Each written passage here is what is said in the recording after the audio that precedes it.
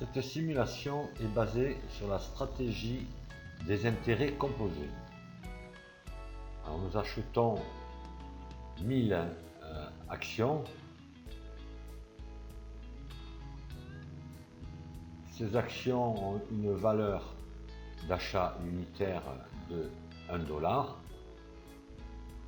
C'est le prix de l'action. Le taux de rentabilité est de 120%. La moyenne des gains journaliers est de 2,40%. Nous attendons 121 jours avant d'effectuer le premier retrait, c'est-à-dire 4 mois. Et ensuite, nous retirerons tous les jours 16% de la valeur de notre portefeuille d'actions. Donc nous démarrons au 1er janvier, fictif, c'est 1er janvier fictif, avec la 1000 actions actives. Et voyez, nous, le solde cash, nous ne retirons rien. Nous allons laisser travailler maintenant notre capital plus les intérêts, c'est-à-dire qu'il faut quand même tous les jours racheter des actions avec les intérêts qui sont sur votre balance. Et nous allons arriver à la fin du mois d'avril. Voilà, nous sommes au 30 avril. Et le 30 avril, nous avons toujours un solde de 0. Voilà, nous commençons les retraits le 1er mai. Voilà, c'est la fête du travail, mais bon, justement, c'est ce jour-là, nous avons 16,30 $ d'intérêt. Alors soit nous les retirons, ici c'est la somme journalière qui se cumule tous les jours, vous voyez ça augmente à mesure, 32, 49, etc.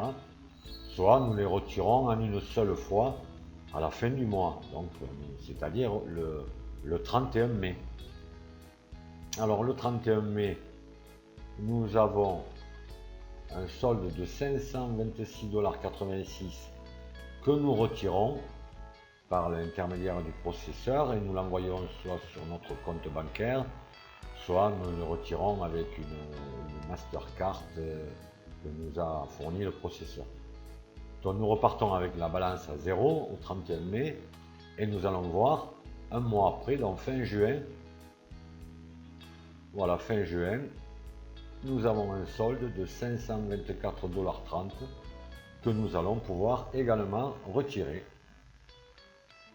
Alors si vous regardez bien, à cette date-là, au 30 juin, nous avons retiré la totalité du montant de notre investissement. Donc vous n'avez plus un seul risque à partir de ce jour-là. Donc la balance est à 0, nous repartons donc au mois de juillet, nous arrivons le 30 juillet, et au 30 juillet, nous avons également 528,83 $ à retirer. Donc nous retirons cette somme et nous allons repartir donc pour le mois suivant avec une balance à 0. Voilà, nous continuons. Vous voyez, nous avons 17,70 $ d'intérêt par jour en moyenne. Ça monte légèrement. Et arrivé à la fin d'août, donc la fin du mois, nous avons 551,26 $ à retirer.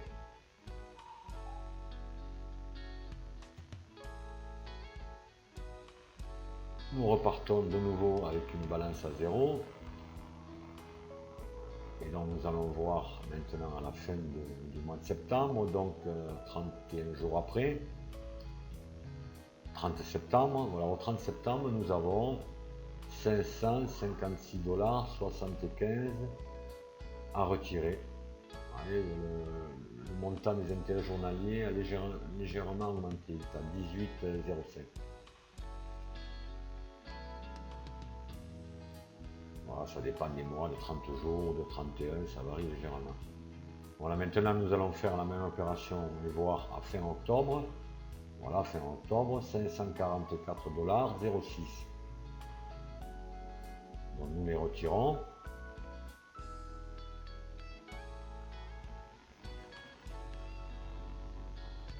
Et nous allons refaire la même opération jusqu'au 30 novembre. Au 30 novembre, nous pouvons retirer 567,59 $.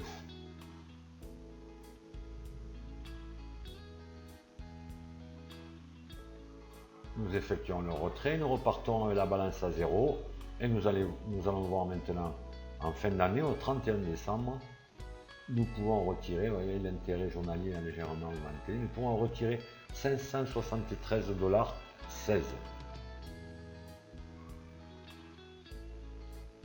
Vous voyez qu'on a quand même dépassé la moyenne des 500 $ par mois. Hein.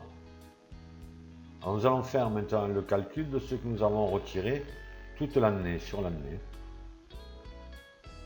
Si on rajoute fin mai, fin juin, fin juillet, fin août, fin septembre, fin octobre, fin novembre et fin décembre, vous pourrez le vérifier avec votre calculette, nous avons un total de 4 372,81 $. Voilà, Albert Einstein connaissait bien les mathématiques et il avait déjà déclaré que le principe des intérêts composés était la plus grande découverte mathématique de tous les temps.